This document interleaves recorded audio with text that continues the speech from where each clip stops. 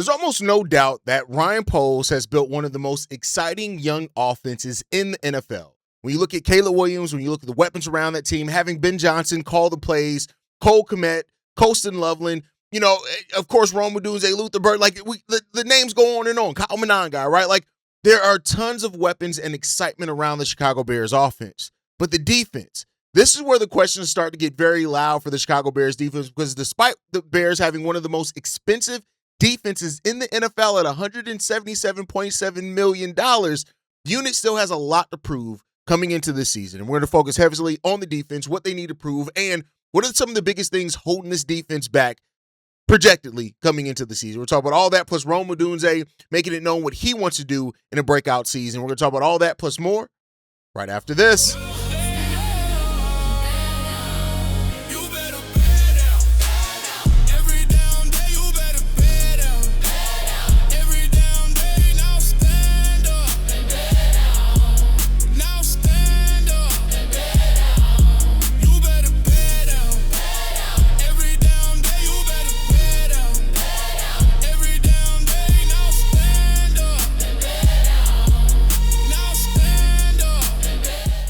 What's going on, Bears fans? Welcome to another episode of Chicago Bears Central, your number one spot for everything Chicago Bears related. I'm the host there, Haize, but more importantly, you guys can follow the channel at Chi Bears Central on every social media platform we happen to be on. With that said, make sure you guys hit that subscribe button. We're trying to get to 30,000 subscribers on this channel as soon as possible, hopefully by the start of the 2026 season. And we can only do that with you guys. Looking at the numbers and the analytics, there's almost 45% of y'all who watch this channel every single day and have not hit that subscribe button yet. Now, that may be due to the fact that we post every single day, so we're in the algorithm very, very heavily. But just check it. Make sure you're subscribed. If not, hit that subscribe button. With that said, we're going to focus very heavily on the Chicago Bears defense coming into this, because the defensive units have to have one of the biggest things to prove in regards to this team overall, right? And we're going to start off with the new safeties, right? We're going to start off with the positive, because I got a lot of questionable things to talk about with this team, right? Coby Bryant and Dillon Thieneman, right?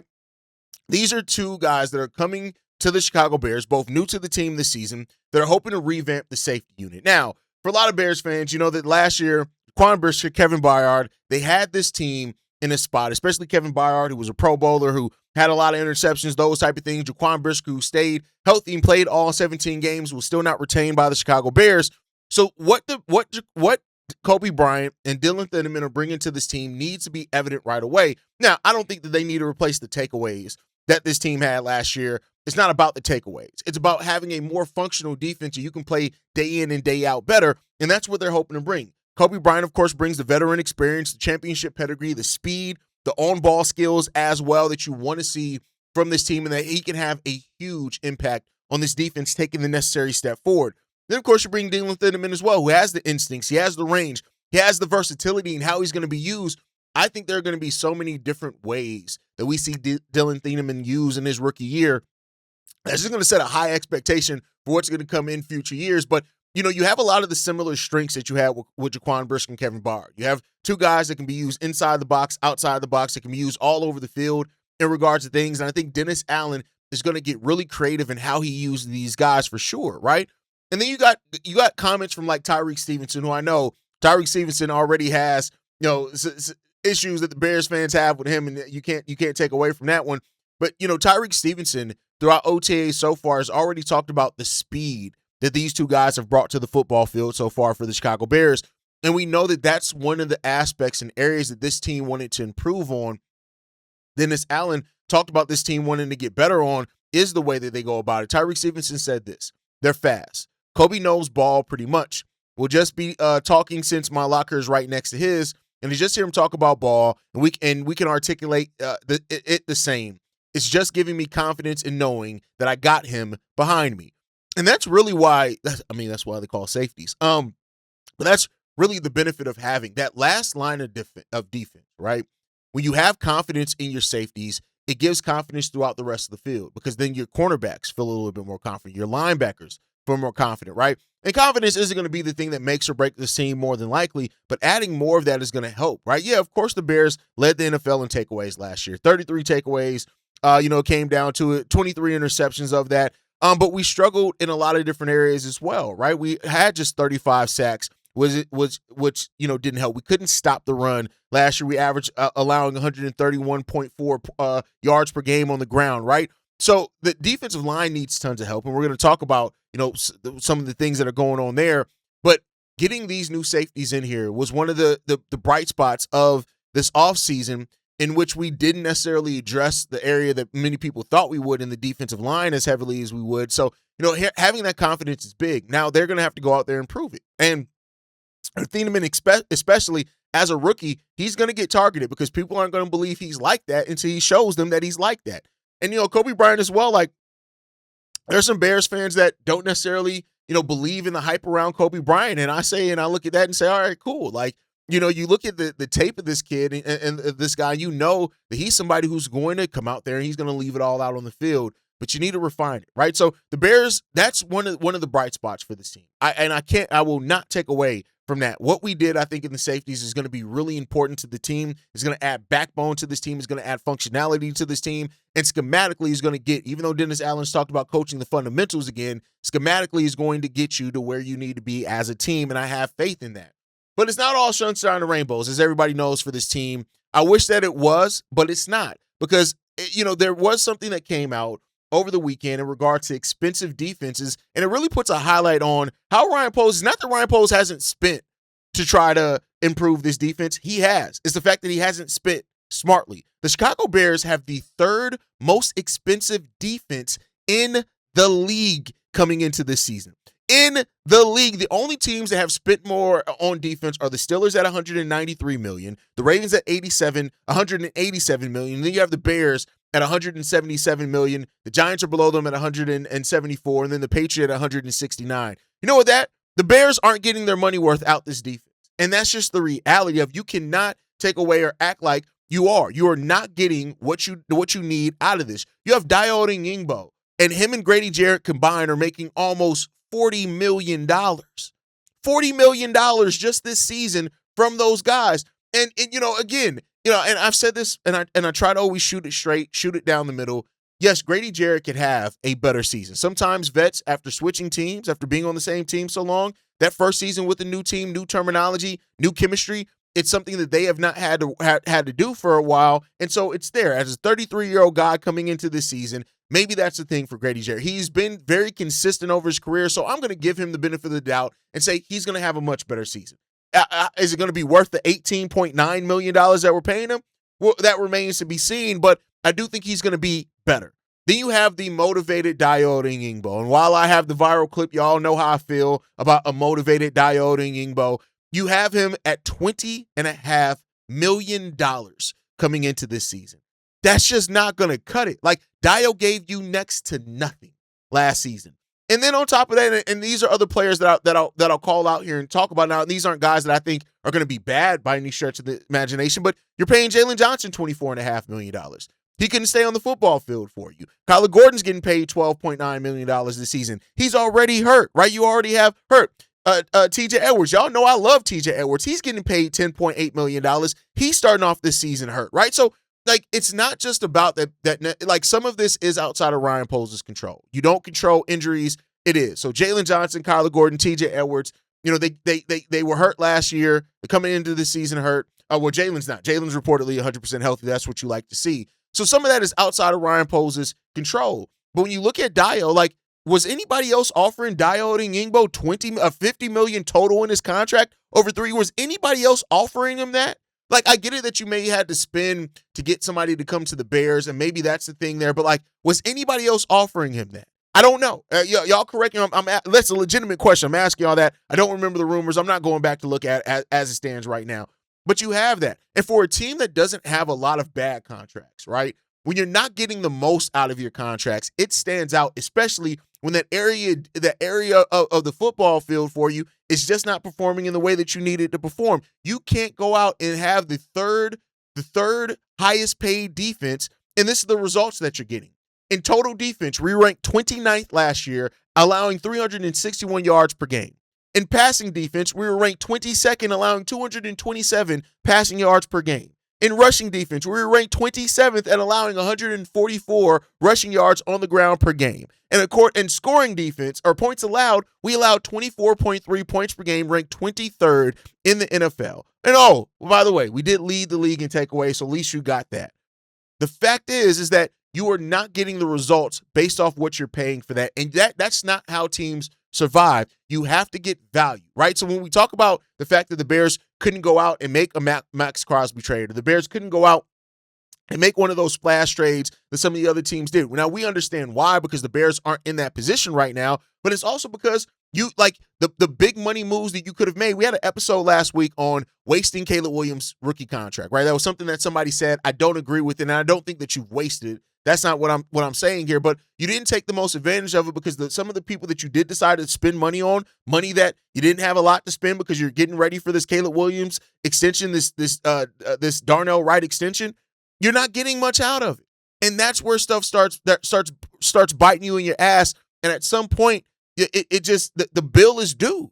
And so right now, the Chicago Bears this offseason, they weren't able to make some of the other flexible moves that other teams made because the bill became due based off the big contracts that they decided to give out on this defense, that you are just not getting the value out of those contracts. So the bill became due. Now you're left sitting there holding the bag and wondering. Injuries are a part of the story. Not delivering on impact is part of the story. The fact is that you have to have people people left voicemails, and we've seen people in the comments are like, oh, well, the Caleb Williams in the offense is going to be so good. And so you can have a top 5 offense, but if your defense is bottom 5, then what are you getting out of it? If it's bottom 10, what are you getting out of it? Right? It puts so much extra pressure. Your defense can't be expensive and be towards the bottom of the league. It just can't be that. You are paying for a premium defense, but you aren't getting premium results. You're paying for premium. It's like paying for premium gas, and they put water in your car. You're ruining the engine. Actually, is what you're doing, right? So you have to find a way to get better out of that. And until you do that, it's going to continue to be this thing where we're just looking at it and saying, when as far as defending Ryan Poles in certain aspects, because I do think he's done really great things with this team, you got to start seeing an improvement from it. Now, some of that improvement is going to come hopefully via players being more healthy. Some of that improvement is going to come via internal development from players like Austin Booker and hopefully Javon Dexter. Some of that's going to come via veterans that didn't play well for you last year, hopefully playing better like a Grady Jarrett this season. But ultimately, you're still sitting there right now, you are just not getting what you paid. You're not getting what you paid. And so much so that you're not getting what you paid at all. It's being ruined right now. And so you don't want to have a goddamn Mercedes with a bum engine. You just can't do that. Everything has to work in tandem and together. And until the Bears get into that point, it's going to be bad for you right now. So here's the thing as well that we got to talk about also, right? The Chicago Bears, there's tons of rankings. Rankings happen all season. We're in the point now where you can get tons of rankings all over the place, right? And so when it stands right now, with the Chicago Bears defense already being one of the weaker spots in the NFL overall, Sports Illustrated, one of the Sports Illustrated writers ranked the Chicago Bears higher among the NFL defensive triplets. So they looked at 3 of the best players on defense, and with Montez Sweat, TJ Edwards, Jalen Johnson as the big 3, that's what they're labeling as the big 3 of the Chicago Bears defense, the Chicago Bears ranked in at number 19. Saying this, maybe this ranking is too generous for a Bears defense that allowed 361 yards and 24 points per game last season. Still, this is a talented trio that did gain some help at safety with the signing of Coby Bryant and the first-round selection of Dillon Thieneman. Right? So here's the thing. If Montez Sweat, TJ Edwards, and Jalen Johnson are your big 3 on defense, which I'm trying to think of and say, well, can I really argue that? Of course, you're hoping that Thieneman's going to be a part of that. You're hoping that Kyler Gordon's going to be healthy and be a part of that, but he wasn't last year. Right now you're looking at this. Montez Sweat had a 10-sack season, which is perfectly fine. But how many games did we actually see in reality where he was almost there and fell short, right? That's the thing. Jalen Johnson, he has questions where he needs a bounce-back year after being so injured last season. And then when, only appeared in 7 games, but then even in some of those 7 games that he played in, we know that he wasn't healthy. We knew that he was trying to come out there to help his team play, which I commend him for, but he wasn't that. And then you look at as well as TJ Edwards and how important TJ Edwards is going to be for this team next season as the veteran. You have Devin Bush, you're going to have Keyshawn Elliott, hopefully Ruben Hippolyte, you're going to have DeMarco Jackson, but he's important there. So when you look at those levels of defense, the defensive line, the linebackers, and the secondary. That is the big three right now for the Chicago Bears. Those are the three players that you're looking at. They could be some. You can have players replace them in that as far as there, but you have that. The Bears have defensive problems. There's just no way around that. No matter how high you are on this team, you need that. But these guys can't do it by themselves. Montez Sweat is good. May not be great, but he's really damn good. But if you don't have anybody else who's a threat on that defensive line to get consistent pressure, that's why you hear me talk about the growth of Austin Booker so much, because it's really important for Austin Booker not to put all the defensive improvements on Austin Booker, but it's so important that he grows and he gets consistent pressure for this team, because that's going to make it easier. It's important that Javon Dexter be more consistent. You're already not great in the run game, but you need to be more consistent. We can't have these stretches of you getting a lot of sacks and then you die off for a third of the season or something like that, where you're not getting any consistent pressure. But it all works in tandem and in hand, right? So you need that. Like, Montez Sweat is good. Like I said, maybe not great, but really good. This defensive unit got 33 sacks last year. We need more than that. We got to have more than that. You look at it, Javon Dexter was second on the team with 6 sacks. Now, Austin Booker had 4.5. We know he missed a large chunk. He probably would have been second on the team last year. But that trio between Montez Sweat, Javon Dexter, and Austin Booker, how many sacks do you need to get from those guys for that to be kind of the backbone of your pressure on the quarterback? And I would say, and this may be a lofty goal, and maybe I'm too caught up in the weeds right now. But I'd say this: between Sweat, Dexter, and Austin Booker, if these guys stay healthy for the entire season, to me, you need almost 20 sacks, 20 to 25 sacks just between the three of those guys. That's just the reality of it. I think at minimum you need about 25 sacks between those three guys. And then if you get that, hopefully you get between the rest of your defense, you're getting more than 10 sacks between the rest of them, and then you're starting to look like a more respectable pass rush, right? If you're getting that done. So 25 sacks between Austin Booker, Javon Dexter, and Montez Sweat. 25. You need 25 sacks from those three players on your front line. Then you look at the linebacking core. Like, Devin Bush is going to add speed. He's going to add functionality. He's going to add really solid tackling to this team as well. But TJ Edwards has to stay healthy as well. DeMarco Jackson has to be consistent. Keyshawn Elliott as a rookie has some chance to do something. And I also say Ruben Hippolyte with that speed. You have the makings of potential. You have the potential of something really good with the Chicago Bears linebacking core, but how consistently are they going to be able to bring it? That's the question when it comes down to it. And then the secondary: Kyler Gordon, Jalen Johnson, Tyrique Stevenson, Terrell Smith. You still got Dillon Thieneman, of course, and Malik Muhammad and Coby Bryant. But this secondary needs to be consistent, and we got to stay relatively injury free. Like, I get it. Everybody's gonna miss a game or two. I like, in the NFL, playing all 17 games, I'm not gonna ever set that as an expectation. But you need at least 15 to 16 games from all those guys this year, I would say. And if you can get that, I think the cornerbacks, I'm not worried about if they can stay healthy. I think we have a really good set of corners here and a really good cornerback room. They just got to stay healthy. If they stay healthy, I think we're going to be good, because everybody can fit in their role. Malik Muhammad could be the swing factor in that could really take that a little bit higher depending on what he can do in this rookie year. But I think we have a really solid group of corners here. We just got to stay consistent and being on the football field. And if you can do that, things are going to be really good for this team as well. So overall, I'll say this: the Chicago Bears defense leaves a lot to be desired right now. Hearing that we are the third highest paid defense, but just do not perform that way at all, you got to get that shit together. And Ryan Poles and everybody really needs to evaluate this, because you cannot continue to spend this much on the defense if these are the results that you're going to get out of it. That's just the reality of it. And we'll see what's going to happen there. But from that, let's talk a little bit offense before we get out of here today. Rome Odunze has talked about what a breakout season would look like for him. And many people look like he was on pace for a breakout season last year. It just didn't come, right? Rome Odunze said this: I think it's everything. It's wins, it's numbers, it's when we watch film in the meeting room, it's the pluses, it's all the different things. I don't want to just have a great individual season. I want to collectively be a tremendous wide receiver that has a tremendous impact with his team, that gets wins week in and week out. And you know what I love about this? And I will say this: like, Rome Odunze, when it was him, DJ Moore, and we had that initial group that came in here, it was that whole, who's going to be the first to 1,000? And you guys didn't get it done, right? So I love hearing it's about the team success. It's about wins. Because it's not just about the numbers. Like, Rome Odunze could have a 1,300-yard receiving season, and the season ends up being trash if we don't perform well as a team, right? So the team aspect of it always has to come first. And I love hearing players that put the team and the winning part of it first. But Rome, the way that you impact winning is you have to be consistent. You have to be on the football field. And, of course, the DJ Moore trade opens up so much for what we need to do here. And who can bring that? I love that the definition of a breakout includes wins. It's basically what it comes down to it. These are the type of answers that coaches are going to love. This is the type of answers that the media is going to love. But now go out there and prove it.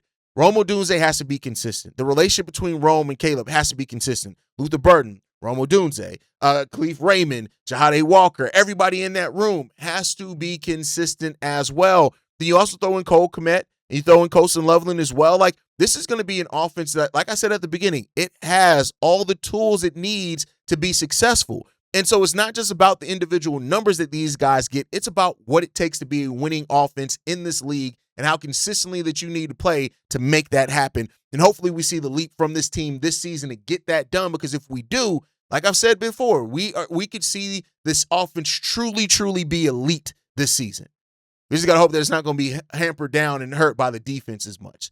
But that's my time for today, y'all. Thank you for tuning in to today's episode of Chicago Bears Central. Let me know what you guys feel. How are you feeling hearing that the Chicago Bears have one of the highest paid defenses in the league, but one of the lowest productions in the league as far as their defense, as far as where they rank amongst things? So let me know that the defense has to produce this year. When you're paying almost $180 million in defense, the standard has to be more than bend but don't break, or hopefully that they'll figure it out. It has to be more than that. And on this offense, let's see them make the truly elite step this year, and we'll see.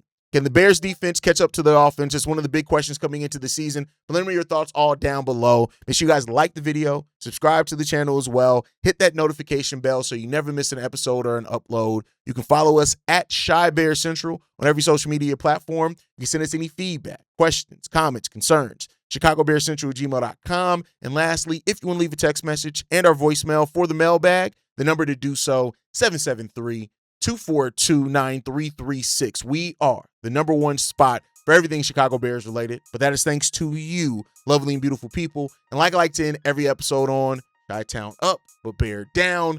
Love you guys. Peace, y'all.